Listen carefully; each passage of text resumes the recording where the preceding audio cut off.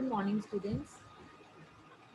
Today we would like to discuss a topic that is block diagram of digital storage oscilloscope. But before that, I would like to give you some of the instructions under Mission Fateh, a program that has been started by our Chief Minister to make our people or our country safe. That is, wash your hands, wear mask, use sanitizer, and maintain social distance. As COVID-19 is deteriorating our health, so it is very important for all of us to be safe. So now coming to our topic, our new topic is block diagram of digital storage oscilloscope. So this is the block diagram. As you can see, there is input attenuator, vertical amplifier, sample and hold circuit, A to D converter, and memory. The first section is related to the vertical section, and this section is related to horizontal section. So in the block diagram of DSO, we will discuss each block one by one. And let me tell you, the digital storage oscilloscope question is very important. In most of the question paper, DSO question is asked in 5 marks or in 10 marks. So let's start. सबसे पहले हमारा जो block है that is input attenuator and the next one is vertical amplifier. अब जैसे मैंने आपको बताया कि ये सारा का सारा जो अपर सिस्टम है ये सारा वर्टिकल सेक्शन है. तो जब हम इनपुट सिग्नल प्रोवाइड करते हैं, अगर तो इनपुट सिग्नल की स्ट्रेंथ बहुत ज़्यादा है, यानी इनपुट सिग्नल ऑलरेडी बहुत ज़्यादा एम्पलीफाइड है, तो उसको अपनी रेंज में लाने के लिए हम इनपुट अटेन्यूएटर यूज़ करेंगे. इनपुट अटेन्यूएटर क्या करेगा, हमारे सिग्नल की स्ट्रेंथ को डिक्रीज कर देगा या सिग्नल के एम्पलीट्यूड को डिक्रीज कर देगा. और अगर हमारा इनपुट सिग्नल जो है वो पहले से ही वीक है और उसकी स्ट्रेंथ बहुत ज़्यादा कम है कि हम उसको प्रोसेस नहीं कर पा रहे, तो हम वर्टिकल एम्पलीफायर से उस सिग्नल के स्ट्रेंथ को बूस्ट अप कर देंगे और उसके एम्पलीट्यूड लेवल को इंक्रीज कर देंगे. तो either we use input attenuator और vertical amplifier at a time. Then vertical amplifier से जब हमारा सिग्नल यहाँ पे मिल गया, वो एनालॉग सिग्नल है जो कि एम्पलीफाइड वर्जन है. देन नेक्स्ट आता है सैंपल एंड होल्ड सर्किट. अब सैंपल एंड होल्ड सर्किट ने क्या किया, हमारे एनालॉग सिग्नल को डिजिटल सिग्नल में कन्वर्ट किया. क्योंकि ये डिजिटल स्टोरेज ऑसिलोस्कोप है, स्टोरेज के नाम से पता लगता है कि हम मेमोरी की बात कर रहे हैं, और मेमोरी जब स्टोर करती है तो वो डिजिटल डाटा को स्टोर करती है. तो अब डिजिटल डाटा को स्टोर करना, और यहाँ पे हमारे पास एनालॉग डाटा है, दैट मीन्स हमें एनालॉग सिग्नल को डिजिटल सिग्नल में कन्वर्ट करना पड़ेगा ताकि यहाँ पे वो प्रोसेस कर सके. तो ये ब्लॉक लगा सैंपल एंड होल्ड सर्किट. अब सैंपल एंड होल्ड सर्किट का क्या काम होता है, सपोज ये हमारा इनपुट सिग्नल है, यहाँ पे मैं इनपुट सिग्नल की सैम्पलिंग करूँगी. सैम्पलिंग का मतलब मैंने एनालॉग सिग्नल के छोटे छोटे सैंपल्स बना लिए और उसको डिवाइड कर लिया. सिमिलरली इधर भी सारे सिग्नल का मैंने सैंपल्स ले लिए. अब सैंपल्स लेने के बाद ये तो काम हो गया सैम्पलिंग का. सैम्पलिंग करने के बाद हमने जब होल्ड करना है, दैट मीन्स ईच सैंपल को हमने इस तरह से होल्ड कर दिया.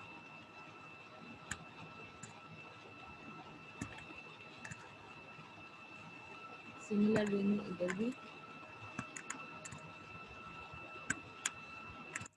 जब सैंपल एंड होल्ड के बाद हमारी आउटपुट आती है वो कुछ इस तरह से आती है.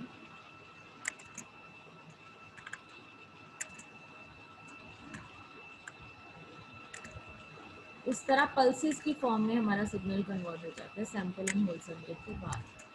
तो अब यहाँ पे जो आउटपुट आई वो किस तरह से है, ऐसी. ठीक है. अब सैम्पलिंग एंड होल्ड सर्किट में सैंपल्स बन गए और उन्होंने उसको होल्ड कर दिया. तो सैम्पलिंग एंड होल्ड सर्किट में क्वांटाइजेशन प्रोसेस भी होता है. क्वांटाइजेशन में हम क्या करते हैं, हम ईच लेवल को कुछ डिजिटल बाइनरी बिट दे देंगे। यानी कि जैसे ये लेवल को हमने 000 दे दिया, 00 दे दिया, इस लेवल को हमने 01 अकॉर्डिंग टू लेवल, और इस लेवल को 1। तो हमारे पास क्या डाटा आ गया, 0 1 1 1 0 0। तो आप देख सकते हो हमने ये एनालॉग सिग्नल को डिजिटल बिट्स में कन्वर्ट कर दिया। तो यहाँ पे हमारे पास क्या आ गया, ए टू डी कन्वर्टर में जनरली क्वांटाइजेशन हो जाती है, तो हमारा यहाँ पे जो सिग्नल आ गया, अब यहाँ पे डिजिटल सिग्नल आ चुका है। तो सैंपल एंड होल्ड सर्किट ने सैम्पलिंग करी और उसको होल्ड किया, then A to D converter ने एनालॉग सिग्नल को डिजिटल सिग्नल में कन्वर्ट किया थ्रू क्वांटाइजेशन प्रोसेस, और उसके बाद हमारे पास यहाँ पे डिजिटल सिग्नल आ गया। अब डिजिटल सिग्नल को मेमोरी सेव कर देगी। यहाँ पे मेमोरी में ये बाइनरी बिट्स जो हैं ये मेरी स्टोर हो गई। यहाँ पे डिजिटल डाटा स्टोर हो गया। अब यहाँ पे स्टोर होने के बाद मुझे अगेन उसकी प्रोसेसिंग के लिए, क्योंकि सीआरटी ट्यूब के ऊपर मेरे को डाटा जो है वो एनालॉग फॉर्म में नज़र आना है। जो हमारी स्क्रीन है या टीवी स्क्रीन भी है या मॉनिटर है या सीआरटी ट्यूब है, इन सब की स्क्रीन के ऊपर हमें एनालॉग सिग्नल चाहिए होता है। तो यहाँ पे जो डिजिटल सिग्नल आया हमने उसको कन्वर्ट कर लिया D2A कन्वर्टर। हमने यहाँ पे डिजिटल में इसको क्यों कन्वर्ट किया था, ताकि मेमोरी में स्टोर हो सके। जब मेमोरी में स्टोर हो गया तो जो मेमोरी का डिजिटल डाटा है उसको हमने अगेन एनालॉग में कन्वर्ट कर लिया। तो यहाँ पे हमारे पास डिजिटल टू एनालॉग कन्वर्टर लगा हुआ है, और यहाँ पे deflection amplifier, vertical deflection amplifier है। यानी यहाँ पे जो हमारा एनालॉग सिग्नल आएगा, हो सकता है उसकी स्ट्रेंथ वीक हो, तो यहाँ से उसकी स्ट्रेंथ को हम इंक्रीज करके सीआरटी ट्यूब को दे देंगे। अब आते हैं हम हॉरिजॉन्टल सेक्शन पे। यहाँ पे जो हमारा इनपुट सिग्नल था वो वर्टिकली एम्पलीफाइड सिग्नल था, जिसका स्ट्रेंथ लेवल इंक्रीज हो चुका है। यहाँ पे ट्रिगर सर्किट है, जैसे हमने सीआरओ में बात करी थी, ट्रिगर सर्किट हम यूज़ करते हैं सिंक्रोनाइजेशन के लिए, ताकि इनपुट इधर से जो आ रही है और आउटपुट सेक्शन जो आगे लगे हैं वो आपस में सिंक्रोनाइज हो सके। अगर सिंक्रोनाइज नहीं होंगे तो वर्टिकल एम्पलीफायर यानी वर्टिकल सिग्नल जो यहाँ आ रहा है और जो हॉरिजॉन्टल सिग्नल आ रहा है वो सिंक्रोनाइज नहीं होंगे और प्रॉपर वेव शेप ऑब्टेन नहीं होगी। तो यहाँ पे ट्रिगर सर्किट ने सिंक्रोनाइज कर दिया सारे सिग्नल सर्किट कंपोनेंट्स को। देन यहाँ पे आ जाता है कंट्रोल लॉजिक। अब कंट्रोल लॉजिक बेसिकली यहाँ पे क्या है, माइक्रो प्रोसेसर है।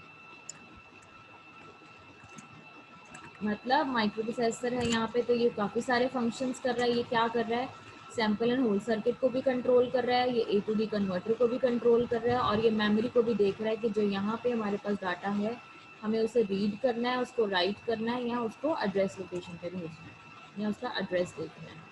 तो कंट्रोल लॉजिक यहाँ पे माइक्रो प्रोसेसर है जो सारे के सारे काम कर रहा है।